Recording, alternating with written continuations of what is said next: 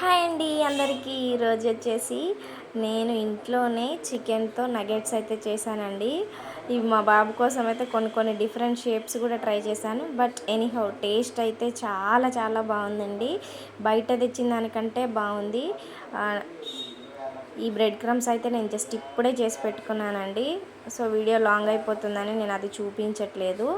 Normal bread తీసుకొని pulse ఇస్తూ మనం మిక్సీ పట్టుకున్నామంటే మనకు అప్పటికప్పుడు బ్రెడ్ క్రమ్స్ అయితే రెడీ అయిపోతాయి. ఈ చికెన్ యాక్చువల్గా ఇది కర్రీ కోసం తీసుకొచ్చిందండి. నేను అది వండకుండా ఫ్రిడ్జ్లో పెట్టేశాను ఓవర్ నైట్. డైరెక్ట్ కాకుండా కొంచెం పసుపు, ఆయిల్, కొంచెం ధనియాల పొడి అయితే వేసి మ్యారినేట్ చేసి పెట్టానండి. ఇప్పుడు నా దగ్గర అయితే చిల్లీ ఫ్లేక్స్ లేవు కాబట్టి మనకి నగెట్స్కి మంచి ఫ్లేవరింగ్కి కూడా వేరే ఏం వాడకుండా నేనైతే కొంచెం కసూరి మేతి, ఒక రెడ్ చిల్లీ, ఇంకొకటి ఒక 2 ఇంచులంతా అల్లం అండి. ఇవి మనకి మంచి టేస్ట్ ఫ్లేవర్ చాలా బాగుంటుంది. మనకు బయట తిన్న ఫీలింగే వస్తుందండి. సో ఇలా బోన్స్ ఉన్నాయైతే నేను సపరేట్ చేసుకున్నాను. ఇప్పుడు మిగతా చికెన్ అంతా మిక్సీ జార్లో వేసుకొని ఇది చాలా స్మూత్గా అయిపోయిందండి ఫ్రిడ్జ్లో పెట్టడం వల్ల ఓవర్ నైట్ అంతా. సో ఎక్కువసేపు పట్టాల్సిన అవసరం లేదు. జస్ట్ పల్స్ లాగా మనం 2-3 టైమ్స్ అన్నామంటే సరిపోతుంది. ఎందుకంటే ఇది కొంచెం ముక్కలుగా ఉన్న ప్రాబ్లం ఏం లేదు. ఈజీగా కుక్ అయిపోతుంది మనకి చాలా ఫాస్ట్గా. ఎందుకంటే చాలా టెండర్గా తయారైంది కాబట్టి మన చికెన్ అనేది. సో దీనికి సరిపడా కొంచెం పసుపు, ధనియాల పొడి, గరం మసాలా, సాల్ట్, కొంచెం వెల్లుల్లి అండి. ఇవి మనకి మెత్తగా అవ్వకుండా క్రంచిగా అక్కడక్కడ తగులుతుంటే చాలా బాగుంటుంది. మనకి బైండింగ్ లాగా ఉండడం కోసం నేనైతే ఇక్కడ మైదా పిండి వాడుతున్నానండి. ఒక ఫుల్ స్పూన్ అనుకోండి, అంత సరిపోతుంది మనకి. మరీ ఎక్కువ పిండి ఉన్నా బాగుండదండి. మనకి చికెన్ ఫ్లేవరే ఎక్కువగా తెలవాలి. సో అలా అయితే మనం పిండి అనేది తక్కువ వేసుకోవాలి మైదా. ఇప్పుడు మన టేస్ట్కి తగ్గట్టు కారం. ఇప్పుడు నేను యాడ్ చేసుకుంది వచ్చేసి కార్న్ఫ్లోర్ అండి. మనకు కొంచెం క్రిస్పీనెస్ కోసం బైండింగ్ అనేది ఎక్కడ ఊడిపోకుండా కూడా ఉంటుంది. సో ఇదైతే నేను ఇప్పుడు మిక్సీ పట్టుకొని వస్తాను. చూడండి, చికెన్ అక్కడక్కడ కొంచెం చిన్న చిన్న పీసెస్ లానే ఉంది, మరీ మెత్తగా లేదు. ఇది మనకి చేయితో మెదిపితేనే మెదిగిపోయే అంత మెత్తగా ఉందండి. చికెన్ అంతా స్మూత్గా తయారైంది, చక్కగా మ్యారినేట్ అయింది యాక్చువల్గా.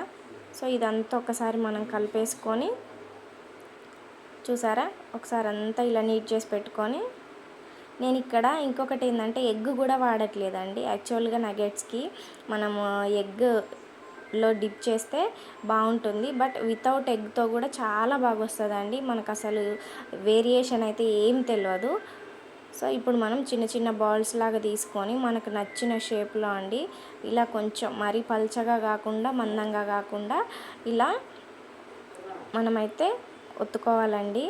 ఇది మనం షాలో ఫ్రై లాగా కూడా కాల్చుకోవచ్చు గ్రిల్ ప్యాన్లో, లేదంటే డీప్ ఫ్రై అయినా చేసుకోవచ్చు, మన ఇష్టం అండి.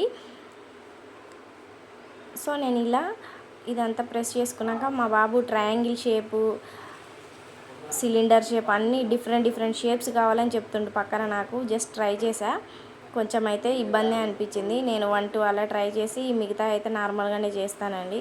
ఎందుకంటే వాడిని డిసప్పాయింట్ చేయొద్దనేసి నేను ఇంకా తప్పక చేస్తున్నాను. ఇక్కడ వచ్చేసి నేను బైండింగ్కి నేను కార్న్ఫ్లోర్ అండి వాటర్లో యాడ్ చేసి నేను అది యూజ్ చేసుకుంటున్నాను. మనకి ఇది కూడా చాలా బాగుంటుంది. ఎగ్ లేదన్న ఫీలింగ్తో ఏముండదండి. మళ్ళీ ఎక్కడ కూడా విడిపోయే ఛాన్స్ కూడా ఉండదు మనకి. సో ఇలా డిప్ చేసుకొని పక్కకు పెట్టేసుకోవాలి. నెక్స్ట్ ఇలా మనకు నచ్చిన షేప్లో అన్ని ఫింగర్స్ కానీ, లేదంటే షేప్స్ కానీ, రౌండ్ షేప్స్ కానీ మీ ఇష్టం ఎలా చేసుకున్నా పర్వాలేదండి. ఎలా చేసినా మనకైతే చక్కగా కాలిపోతుంది కాబట్టి ప్రాబ్లం ఏం లేదు. సో ఇది కూడా ఇప్పుడు బ్రెడ్ క్రమ్స్లో ఉంచుకుంటున్నానండి. అయితే మనం రెడీ చేసుకున్న బ్రెడ్ క్రమ్స్ అనేవి మొత్తం ఒకేసారి వాడకుండా కొన్ని పక్కకు పెట్టేసుకోవాలి. ఎందుకంటే 2-3 డిప్ చేసిన తర్వాత అది వాటర్కి మళ్ళీ కొంచెం ఉండగట్టేసినట్టు అవుతుంది. సో అలా కాకుండా కొన్ని వాడుతున్నామంటే అన్నిటికీ చక్కగా కోట్ అవుతాయండి. ఇలా నేను అన్నీ రెడీ చేసి పెట్టుకున్నాను. ఇప్పుడు ఆయిల్ అనేది మనం లో హీట్లోనే వేడి చేసుకోవాలండి. కొంచెం ప్యాన్ మందంగా ఉందనుకోండి, మీడియం ఫ్లేమ్లో ఫ్రై చేసుకుంటే సరిపోతుంది. నార్మల్ హీట్ ఉన్నప్పుడే నేనైతే యాడ్ చేసుకున్నాను, మరీ ఓవర్లోడ్ అయితే చేయొద్దు. సో ఇలా మంచిగా టర్న్ చేసుకొని 2 వైపులా చక్కగా వేగేలాగైతే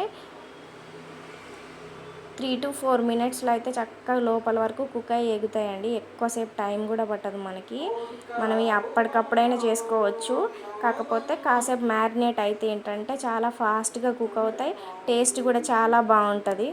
సో నెక్స్ట్ అలాగే తీసేసుకొని మళ్ళీ యాడ్ చేసుకోవడం అండి. ఇలా బ్యాచ్ వైజ్ మనం ఫ్రై చేసుకుంటే సరిపోతుంది. చూడండి ఎంత క్రిస్పీగా ఉందో, అసలు టేస్ట్ కూడా చాలా చాలా బాగుందండి. దీనికి కాంబినేషన్గా నేనైతే ఓన్లీ టమాటా కెచప్ కాకుండా కొంచెం మైనీస్ టొమాటో కెచప్ మిక్స్ చేశాను.